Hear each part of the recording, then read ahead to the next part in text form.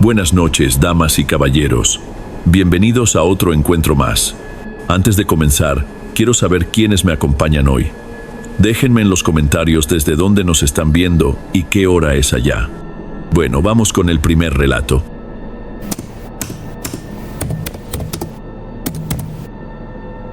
Hasta el día de hoy, cuando cierro los ojos, la imagen que se forma en mi mente es la de la ventana de la casa del señor Valerio.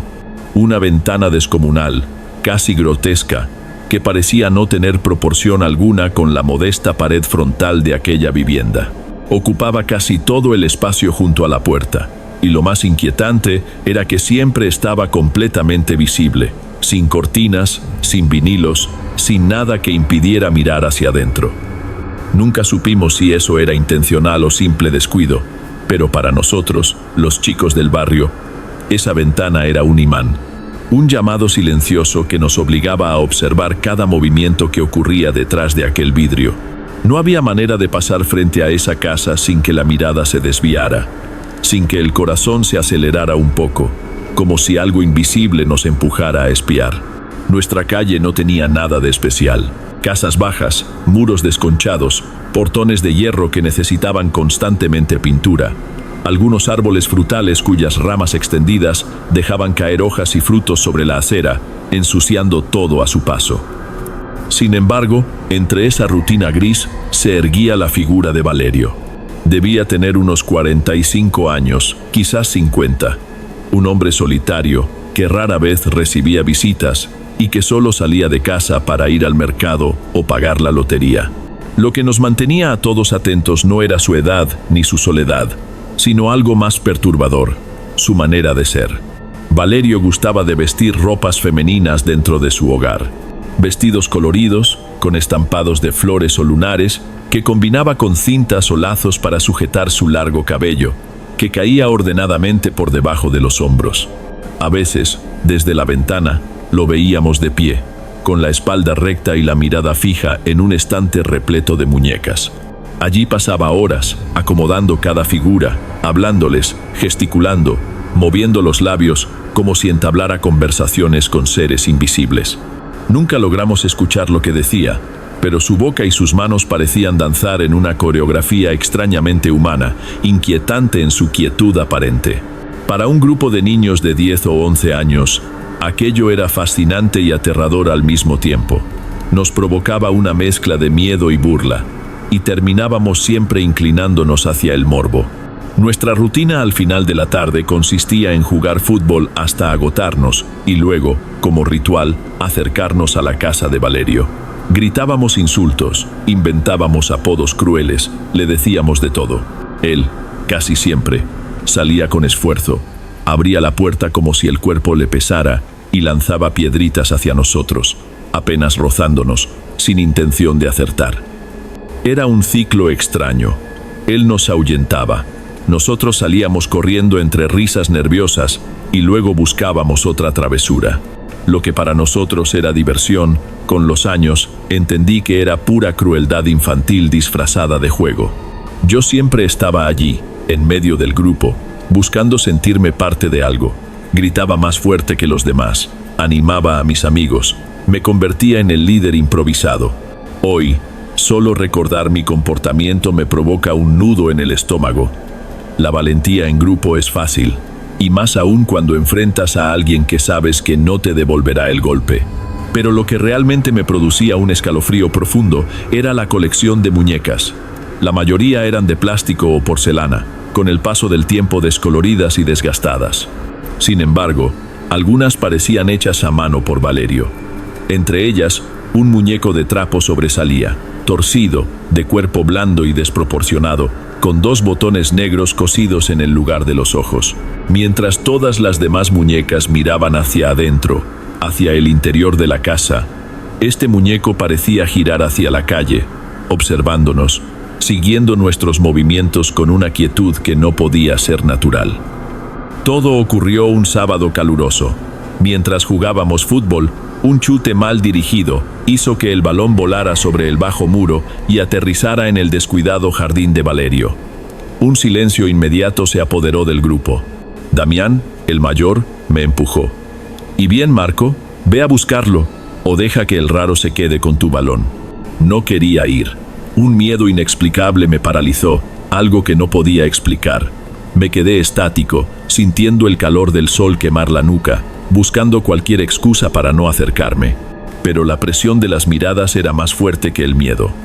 Caminé despacio hacia el portón, cuyo hierro frío me heló la palma de la mano.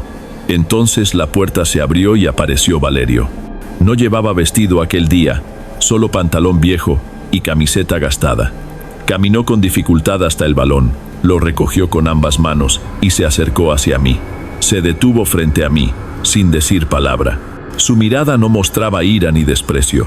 Era un cansancio profundo, casi físico, una tristeza que yo no tenía palabras para nombrar, pero que sentí con cada fibra de mi ser.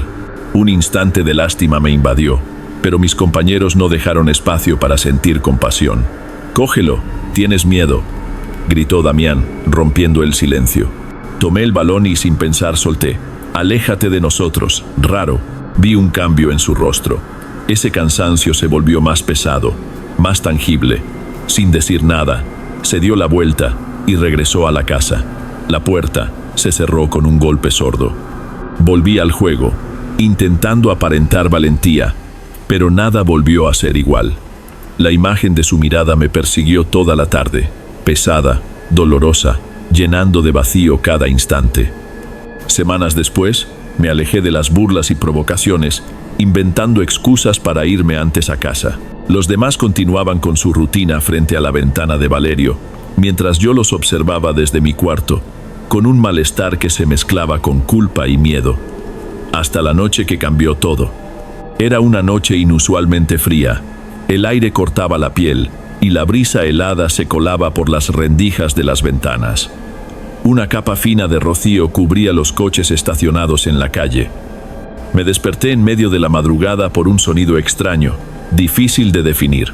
No era un grito, sino una súplica desesperada, entrecortada y temblorosa. Espié por la rendija de la persiana y lo vi. Valerio, vestido con uno de sus vestidos floridos sobre el pantalón de chándal, caminaba de un lado a otro, abrazándose a sí mismo, murmurando palabras que parecían dirigirse a seres invisibles. «Déjenme en paz. Sé que están ahí. Los oigo». Mi padre apareció en la puerta de mi habitación, con la cara arrugada por el sueño. «¿Qué pasa?» «Es Valerio. Debe haber bebido», respondió y regresó a la cama. Yo no pude dormir. Vi cómo Valerio se agachaba en el bordillo, como si intentara protegerse de algo que venía desde arriba. Susurran por las rendijas. «Los vigilantes vienen», murmuraba, con la cabeza moviéndose de un lado a otro. Nadie acudió, nadie respondió. Finalmente, entró en su casa y cerró la puerta.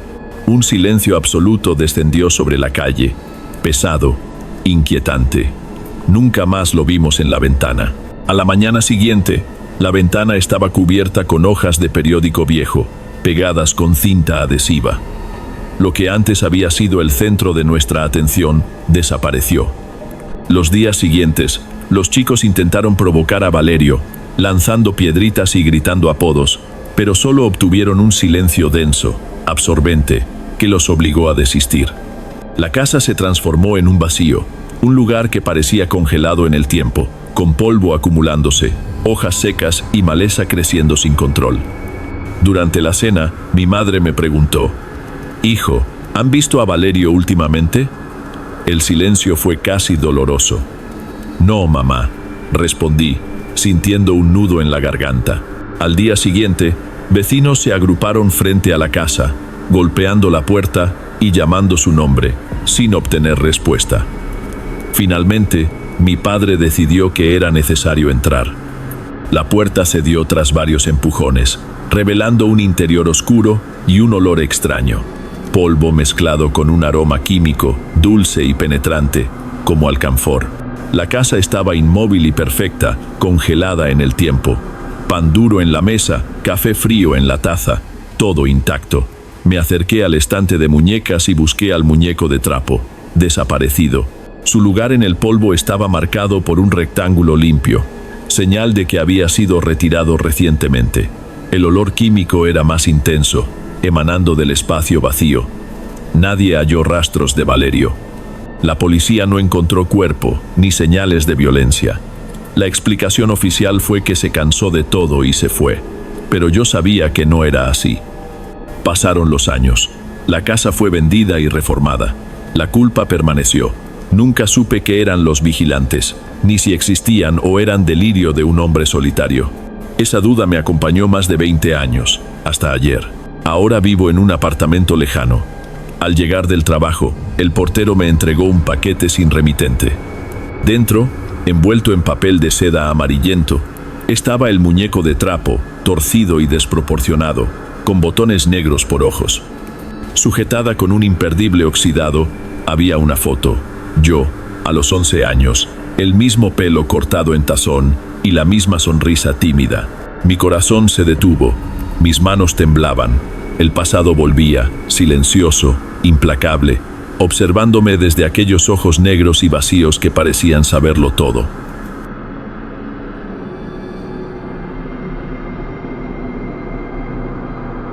Antes de pasar al siguiente relato, verifica si ya estás suscrito aquí en el canal y si ya has activado la campana de notificaciones para recibir las próximas historias. Aprecio tu compañía y tu apoyo marca la diferencia. Bien, continuemos.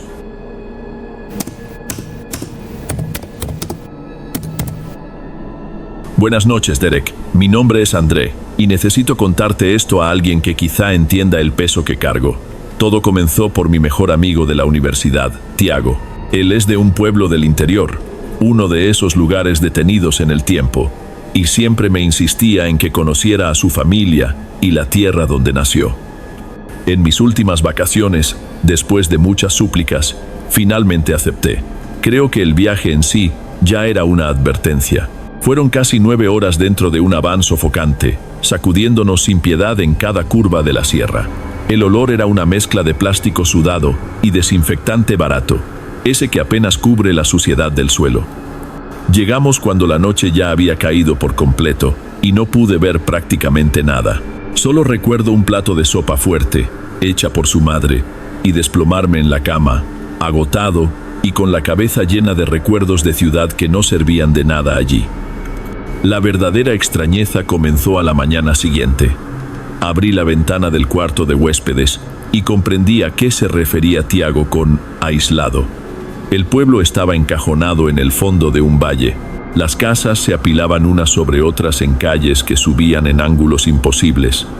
La vegetación era tan densa que parecía devorar los tejados, dejando apenas pasar unos pocos rayos de sol. No se oía ruido de coches, ni gritos de niños jugando, solo el zumbido constante de los insectos y un silencio que pesaba. No era tranquilidad, era un silencio que sabía que yo no pertenecía allí y que el lugar entero lo sabía. Después del desayuno, un café colado al momento, fuerte, amargo y cargado como el aire mismo del valle, Tiago me invitó a dar una vuelta por el pueblo. Caminábamos por calles de tierra apisonada y piedras irregulares, esquivando huecos y raíces. Las pocas personas que veíamos nos miraban con una curiosidad silenciosa. Sus ojos se posaban en mí por un instante, reconociendo mi extrañeza, y luego volvían a su rutina, indiferentes y a la vez conscientes de mi intrusión. Fue en una de esas calles apartadas donde lo vi. Un edificio distinto a los demás, más moderno, de 2 pisos, con la pintura blanca descascarada y cubierta de moho. Tenía la estructura de una clínica, pero daba la impresión de abandono absoluto. La maleza se había apoderado de su entorno y algunos vidrios estaban rotos, astillados. Tiago, que venía contándome historias de pesca, se quedó mudo en medio de la frase. Bajó la cabeza un instante y se santiguó con rapidez, un gesto casi automático. Detuve mis pasos. Nunca había visto a alguien santiguarse ante un edificio de salud. Fue tan incongruente que no pude evitar soltar una broma. Vaya, ¿cambiaron la dirección de Dios y se olvidaron de avisar? Tiago se giró, y su rostro había cambiado. Nada de la chispa habitual estaba ahí. Solo una dureza fría, un peso en la mirada, que me hizo sentir un calor vergonzoso en la cara. Mi sonrisa se desvaneció de inmediato.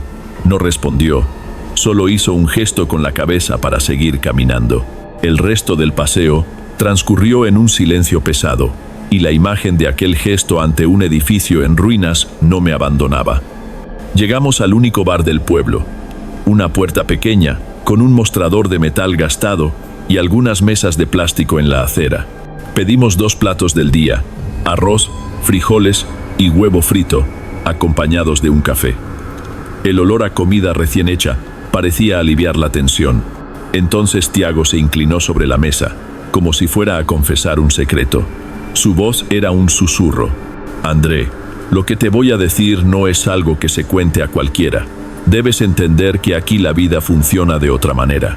Toda esta tierra tiene un dueño, y no le gusta que toquen lo que es suyo sin pedir permiso». Hizo una pausa y bebió un sorbo de café, la taza temblando levemente.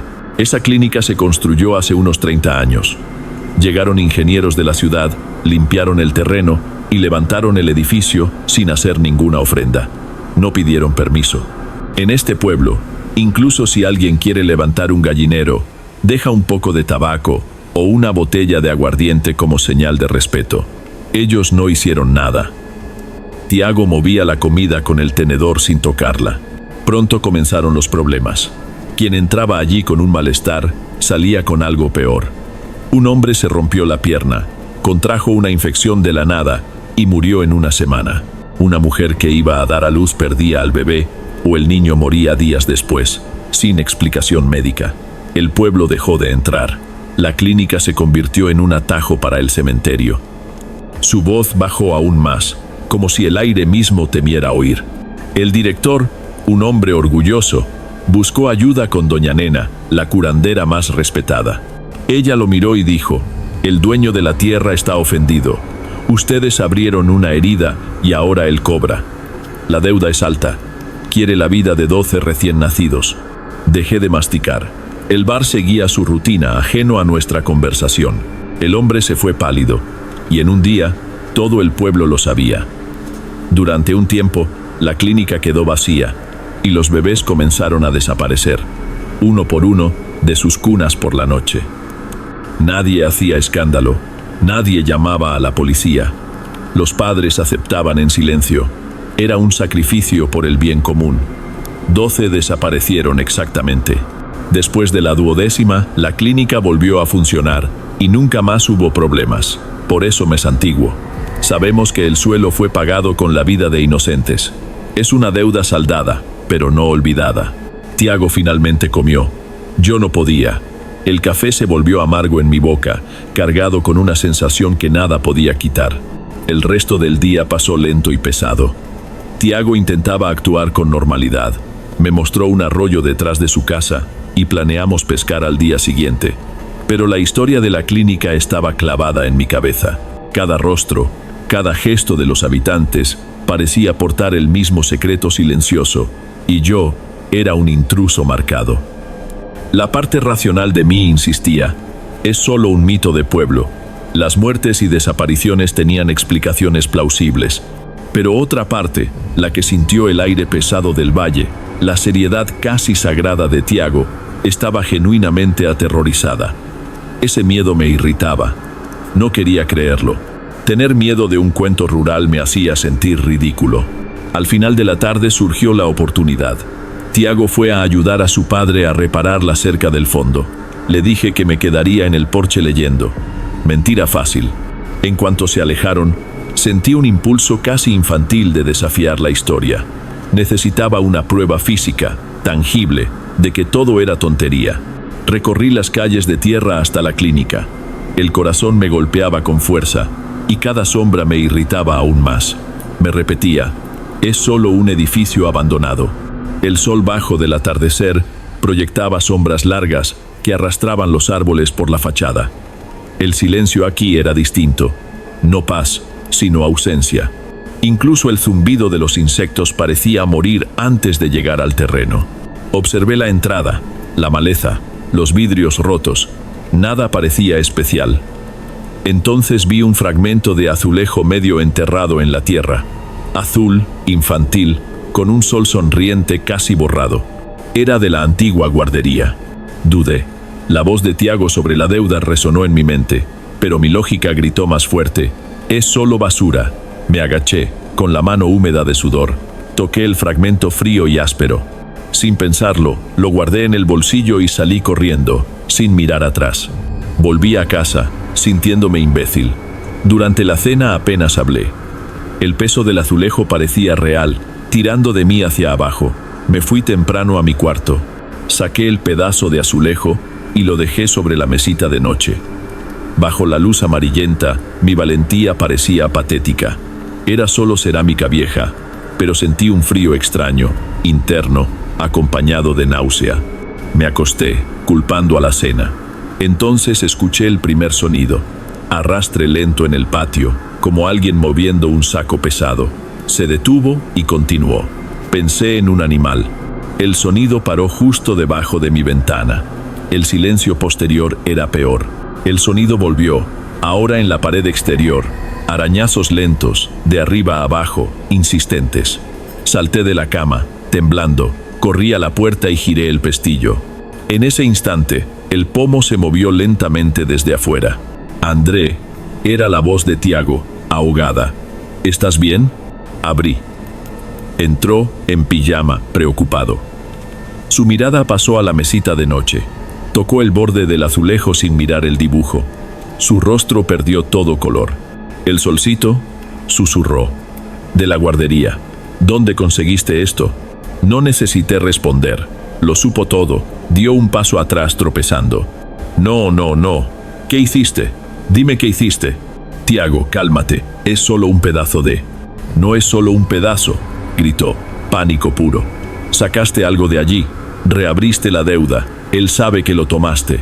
Los arañazos se intensificaron, más furiosos. Sus ojos se encontraron con los míos. El terror en ellos borró toda duda. Vino a cobrar, dijo Tiago, voz rota. Y ahora el cobro eres tú. Sin tiempo de pensar, me agarró del brazo y nos llevó fuera. Recoge tus cosas, no puedes amanecer aquí.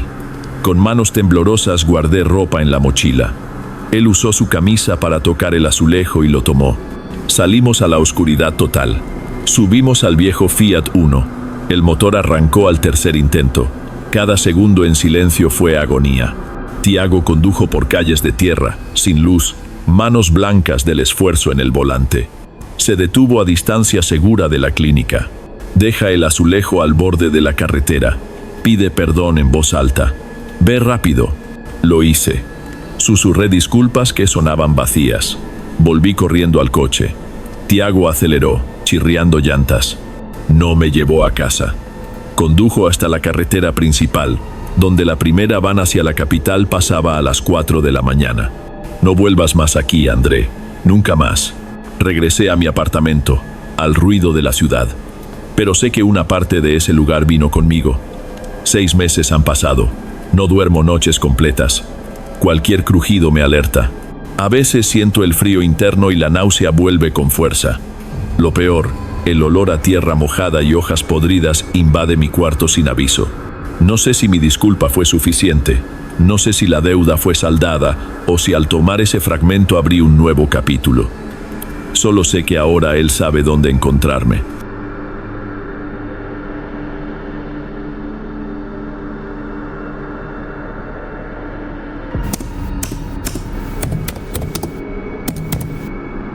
Llegué al estado de Paraná a mediados del segundo semestre, pero aún recuerdo cada detalle de ese viaje como si hubiese ocurrido anoche. Mi nombre es Adrián Monteiro, licenciado en Ecología, especializado en cursos de agua de zonas protegidas. Recibí una oferta temporal para evaluar la calidad de los ríos en una región de selva densa, un lugar apartado y húmedo donde se encontraba la llamada Reserva Ecológica Santa Aurora. Había trabajado antes en expediciones, pero jamás tan lejos de mi estado natal, allá en el nordeste, y mucho menos en un sitio del que se contaban historias que parecían advertencias veladas. La idea de pasar meses en medio del bosque, rodeado de fauna, flora y un silencio que, según decían, era interrumpido por cosas que no pertenecían a este mundo, me resultaba fascinante, aunque también me generaba una inquietud difícil de disimular. La tarde en que llegué, el aire estaba tan saturado de humedad que cada respiración parecía un sorbo de agua tibia. En la pequeña estación de autobuses me esperaba un hombre delgado, en un jeep envejecido que rugía como si le pesara cada kilómetro. Sostenía un cartel improvisado: Monteiro, proyecto ambiental. Apenas subí, el vehículo tomó un camino de tierra serpenteante. La niebla comenzaba a descender como un manto espeso, engullendo los bordes del sendero. Me habían enviado instrucciones básicas por correo, pero poco sabía de mi rutina exacta. Lo único claro era que dormiría y trabajaría en una estación de investigación en pleno corazón de la selva. Al llegar, me recibió el coordinador del proyecto, Dr. Álvaro Siqueira, un hombre de mirada grave. La mayor parte del tiempo estaremos aquí tú, 2 guardabosques y nadie más, dijo con una calma inquietante. Tendrás toda la tranquilidad que necesitas para tu trabajo. Su sonrisa apenas duró un instante, como si hubiera recordado algo que prefería no mencionar. A la mañana siguiente conocí al guardabosques más veterano, don Eliseo, un hombre curtido, de piel agrietada y ojos que parecían haber visto demasiadas cosas. Me ofreció un recorrido de reconocimiento por uno de los senderos más antiguos, el que conducía a la llamada Cascada del Sol Cubierto, una caída de agua tan alta que la niebla parecía nacer de su garganta. Muchos vienen solo para verla, dijo Eliseo mientras avanzábamos, pero debes tener cuidado con el pozo principal. Quien se atreve a nadar allí no siempre vuelve igual. Dicen que en días nublados algo ronda bajo la superficie. Guardé el comentario como una superstición local, o eso creí.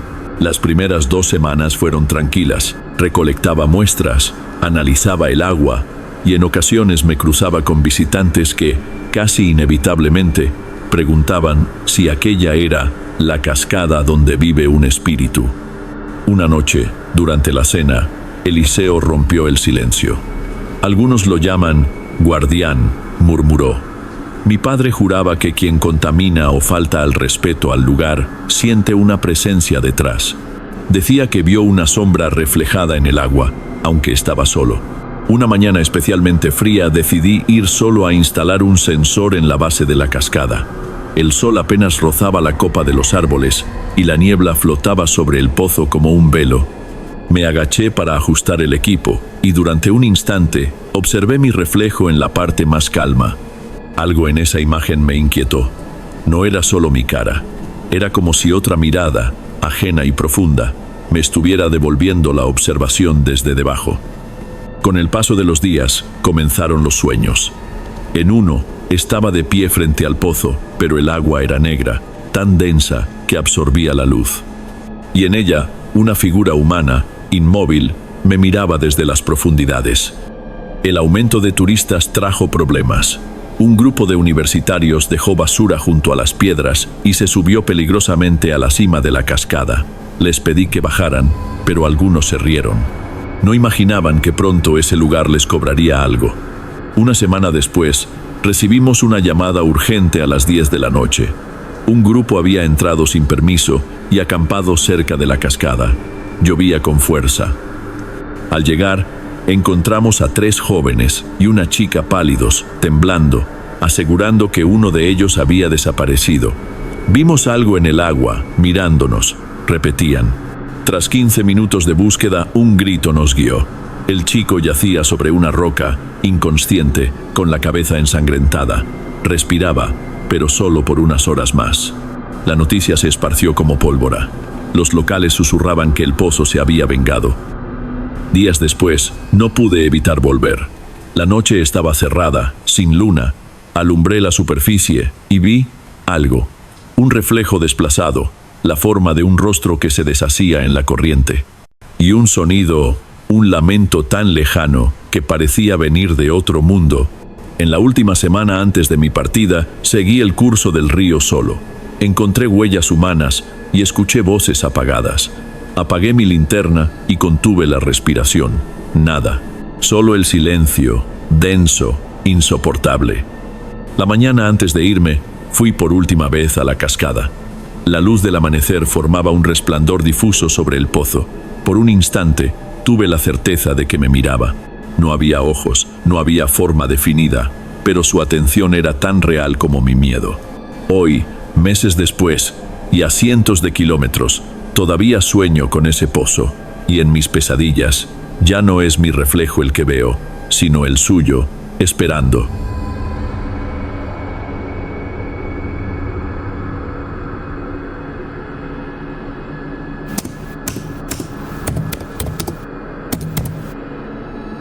Buenas noches, Derek. Nunca olvidaré aquella noche. Todavía puedo escuchar el crujido de la grava bajo mis zapatos y el aire frío que parecía colarse en mis huesos. Me llamo Elías Duarte, y aunque siempre he sido un hombre curioso, algunos dirían temerario, jamás imaginé que la obsesión por lo desconocido me arrastraría a una experiencia que aún hoy me persigue en sueños. Desde que entré a la Facultad de Antropología, mi interés por lo que queda oculto al margen de la vida cotidiana se convirtió casi en una necesidad. No era simple curiosidad académica. Había algo en los lugares abandonados, en sus grietas húmedas y en sus paredes cubiertas de polvo, que me atraía con una fuerza oscura. Fue en el primer semestre cuando conocí a Lucía, Renato, Gabriel y Camila. Éramos muy distintos entre nosotros, pero compartíamos la misma sed por lo prohibido, por aquello que la mayoría de la gente prefiere ignorar. Empezamos explorando casas en ruinas y fábricas olvidadas en nuestra ciudad de Paraná. Muy pronto, esas expediciones se volvieron rutinarias. Ya no sentíamos ese vértigo inicial que nos mantenía en vilo. Queríamos más. Queríamos miedo real. En un foro de internet, oculto entre publicaciones de aficionados al ocultismo, encontramos referencias a un cementerio apartado, cargado de historias inquietantes. Los usuarios hablaban de rituales interrumpidos, restos de animales sacrificados, símbolos extraños en las tumbas. Se mencionaban también relatos más antiguos. Durante la época colonial, mujeres acusadas de brujería y partería fueron ejecutadas allí mismo, en aquel terreno que más tarde sería convertido en Camposanto. Se decía que la tierra estaba manchada, no solo de sangre, sino de las maldiciones de aquellas que murieron clamando justicia. La idea de comprobarlo en carne propia se nos metió en la cabeza como un veneno. Planeamos una expedición nocturna. Decidimos hacerlo un viernes, cuando el ruido de la ciudad se apaga y el silencio se vuelve insoportable. Al llegar, encontramos a un celador en la entrada. Era un hombre mayor, de rostro áspero y mirada cansada. Renato, siempre el más atrevido, sugirió sobornarlo. Le entregamos algo de dinero con la excusa de estar realizando una investigación académica. El hombre no respondió de inmediato, solo nos observó con una mezcla extraña de compasión y advertencia. Finalmente, asintió con un gesto seco y nos señaló el interior del cementerio. Apenas cruzamos la reja, el aire cambió. No era solo más frío, era más denso, como si pesara sobre el pecho. La linterna temblaba en mi mano. El suelo estaba cubierto de hojas húmedas, y un olor penetrante a tierra podrida ascendía desde las fosas. Al cabo de unos minutos, encontramos manchas de cera derretida sobre una lápida cubierta de musgo. No era casualidad. Otras tumbas cercanas tenían símbolos grabados con objetos filosos, estrellas de 5 puntas y círculos incompletos. Sentí que alguien había estado allí no hacía mucho. En una zona más apartada, nos topamos con una cripta colectiva cerrada con cadenas oxidadas. Íbamos a inspeccionarla cuando un sonido nos cortó la respiración. Pasos arrastrados, lentos, que parecían provenir de detrás de las tumbas. Apagamos las linternas al instante, quedándonos en una oscuridad sofocante. El silencio posterior se volvió tan tenso que podía oír mi propio corazón martillando. Seguimos avanzando, y las señales se multiplicaban. Huellas frescas en el barro, marcas en el suelo, como si alguien hubiera arrastrado un cuerpo o un objeto pesado. Finalmente, llegamos a un claro donde las lápidas se distanciaban más entre sí. Camila alzó la luz de su celular y señaló un altar de concreto. Sobre la superficie había restos de velas de colores, ramas secas, un paño oscuro con nudos y un hueso amarillento que parecía humano. El hedor, a cera quemada y sangre vieja, era insoportable. Fue entonces cuando lo escuchamos. No un grito, ni un ruido brusco, un murmullo, bajo y rasposo, en una lengua que ninguno de nosotros reconocía. Venía desde una fila de tumbas a pocos metros. Lo irregular de aquel susurro, que a veces parecía balbucear, y otras veces canturrear, me heló la sangre. Las nubes se apartaron de la luna, y por un instante la claridad pálida iluminó el pasillo. Y allí estaban, 3 o 4 figuras encapuchadas, vestidas completamente de negro. Permanecían inmóviles, con los rostros ocultos, murmurando al unísono palabras que parecían atravesar la piel. «Tenemos que irnos», dijo Lucía en un hilo de voz, y todos estuvimos de acuerdo. Empezamos a retroceder, intentando no hacer ruido, pero pronto nos dimos cuenta de que algo no estaba bien. El camino parecía repetirse. Los mausoleos y lápidas nos rodeaban como si estuviéramos dando vueltas en círculo. La desesperación creció. Fue entonces que los pasos regresaron, esta vez más nítidos, más cerca, y no eran pocos. El sonido de varias pisadas acercándose desde distintas direcciones nos empujó al pánico. Aceleramos el paso, tropezando con raíces y piedras, hasta que una luz débil apareció en la distancia. Nos acercamos y descubrimos un mausoleo con la puerta entreabierta. Dentro ardían velas, iluminando figuras dibujadas en las paredes. Voces apagadas, como rezos guturales, se filtraban desde el interior. Camila gimió, suplicando que nos fuéramos de inmediato. Gabriel, temblando, sacó su cámara e hizo una única fotografía, sin flash. Fue un error. Apenas lo hizo, los rezos se interrumpieron y un silencio sepulcral se apoderó del lugar. Desde los árboles a nuestras espaldas, más pasos comenzaron a rodearnos. Corrimos a ciegas. El aire silbaba en mis oídos, mis pulmones ardían. Llegamos a un pasillo estrecho, flanqueado por nichos en ruinas. Y allí, cuando todo parecía perdido, apareció la luz de un farol. Era el celador.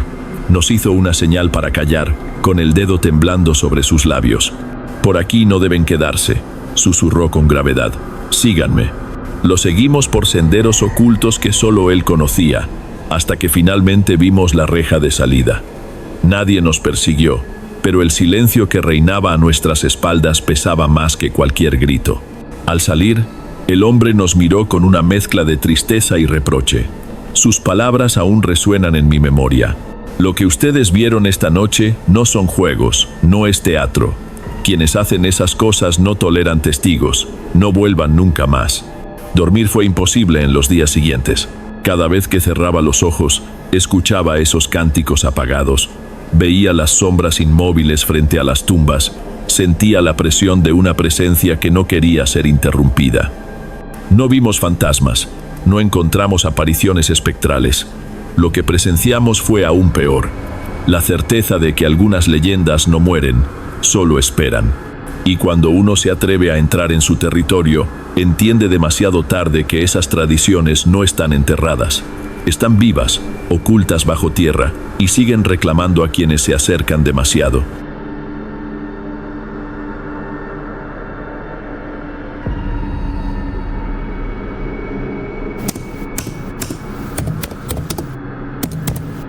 Hola Derek, mi nombre es Marcelo, y lo que voy a contarles sucedió hace unos 4 o 5 años, aunque el recuerdo es tan nítido que parece que fue ayer. En aquella época tenía una pequeña carpintería en la parte trasera de un galpón, en una de esas zonas al límite de la ciudad, donde el asfalto se termina y la vida parece diluirse, ralentizar su ritmo hasta volverse casi silenciosa. Todos los días, al final de la jornada, hacía el mismo camino de vuelta a casa. Unos 20 minutos de caminata por una carretera de tierra, con un largo muro de una empresa de transporte a un lado y unas pocas casas dispersas al otro, con ese aire de abandono que provoca que uno sienta que el tiempo se detuvo allí.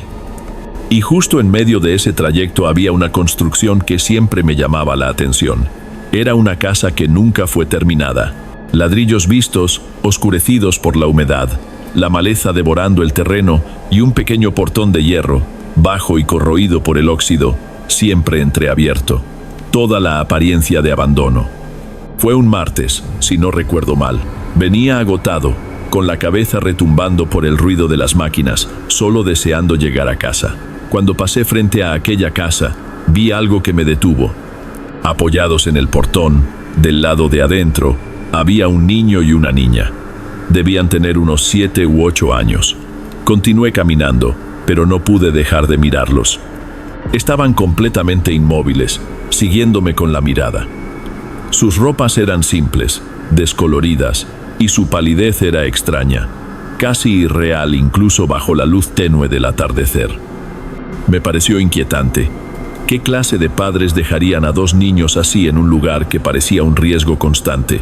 Por un instante pensé en decir algo, pero el cansancio y el instinto de evitar problemas me hicieron seguir de largo. Aún así, la imagen de ellos quedó grabada en mi cabeza. La quietud, la perfección perturbadora de su postura. Los niños no deberían quedarse así, sin moverse, sin parpadear, observando. Al día siguiente, la misma escena. Intenté ignorarlo durante todo el día de trabajo. Me ocupé con un armario complicado que un cliente había encargado, pero no hubo manera. A medida que se acercaba la hora de irme, una ansiedad extraña creció en mi pecho, y allí estaban ellos, en el mismo lugar, en la misma postura, como si me esperaran. Esta vez no pude seguir de largo. La conciencia me pesó de verdad, y si tenían hambre, si estaban atrapados allí.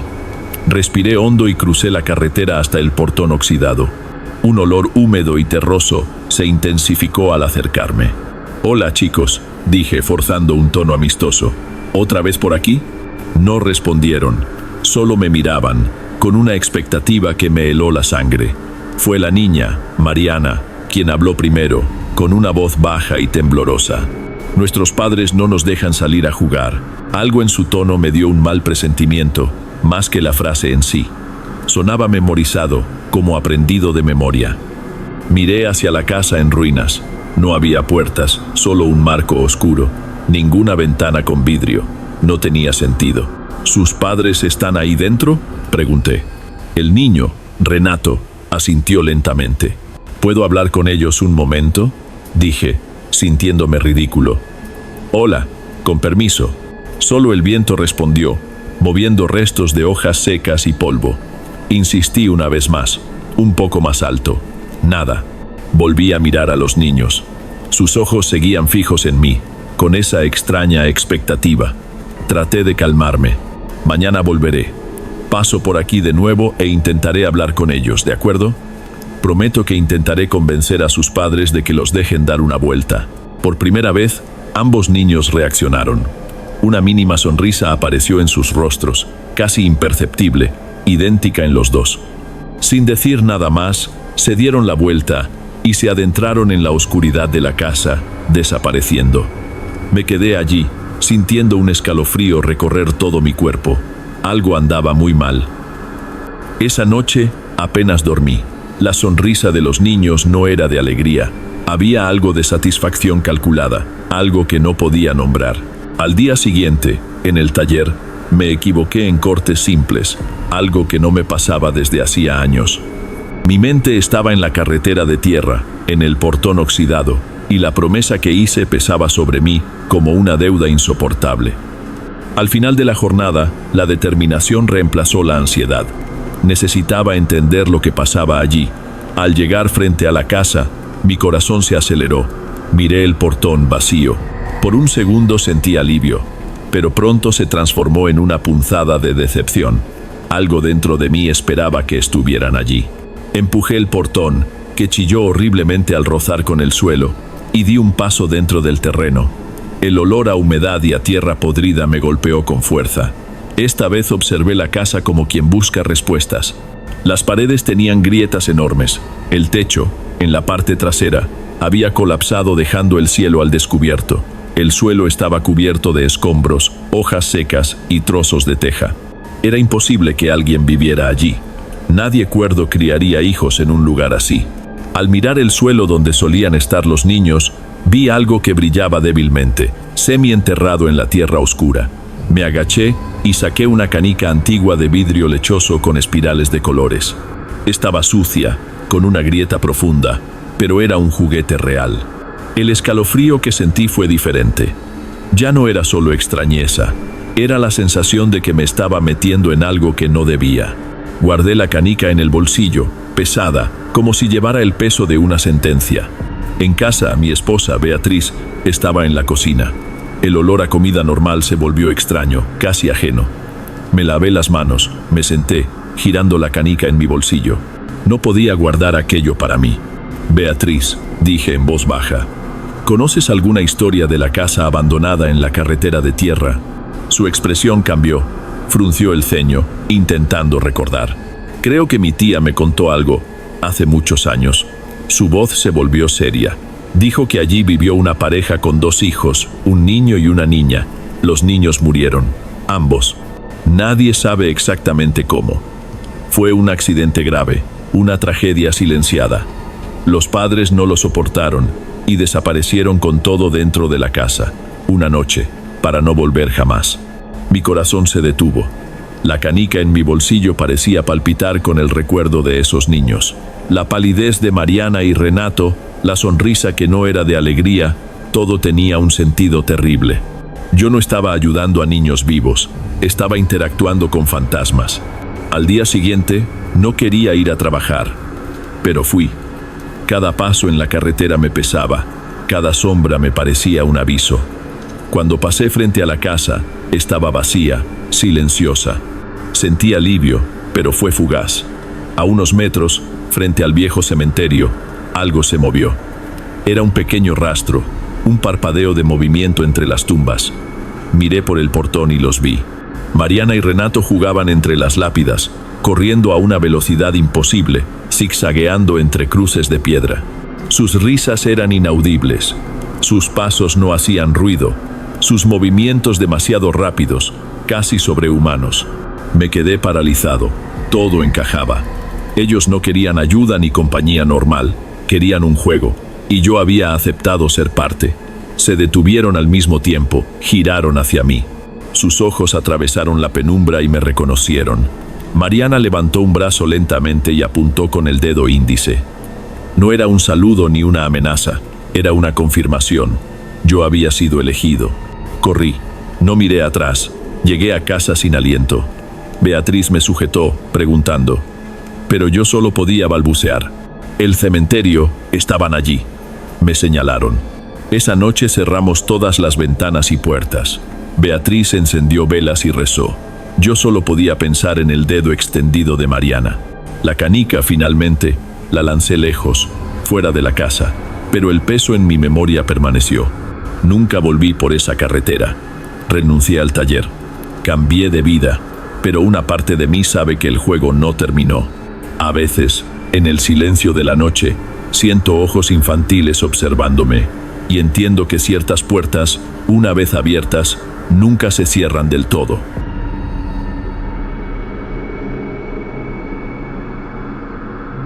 Bueno, amigos, estos fueron los relatos de hoy. Espero de corazón que los hayan disfrutado. Subo nuevos videos todos los días y me encantaría volver a encontrarlos en el próximo video. Ahora, en pantalla, les dejo 2 videos más que estoy seguro les van a encantar.